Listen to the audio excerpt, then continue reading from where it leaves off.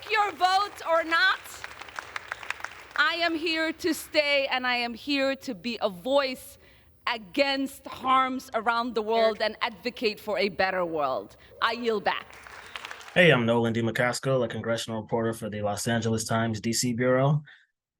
Today, House Republicans voted along party lines to strip Representative Ilhan Omar of Minnesota of her committee seat on the House Foreign Affairs Committee. 4 years ago, I think February 2019, Ilhan Omar made an anti-Semitic statement. House Democrats condemned it at the time. She eventually apologized, but 4 years later, now that Republicans are now in control of the House of Representatives, they held a vote this afternoon to remove her from the Foreign Affairs panel.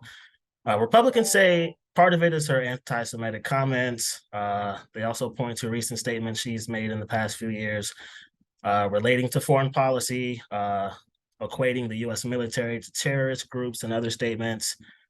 Speaker Kevin McCarthy held a news conference after the vote, basically telling reporters that Congressman Adam Schiff, Congressman Eric Swalwell, and Congresswoman Ilhan Omar don't deserve to be on their committees, but he'd argued that what Republicans did was not a tit for tat compared to what Democrats did in the previous Congress. House Democrats, in two bipartisan votes, voted to strip Representative Paul Gosar and Representative Marjorie Taylor Greene of their committee assignments.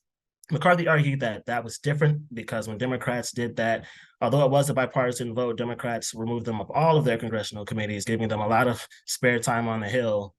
The difference, he said, this time is that he only removed Schiff and Swalwell from the Intelligence Committee. They're still able to sit on other committees. And he only removed Omar from one panel. She's still able to serve on other committees.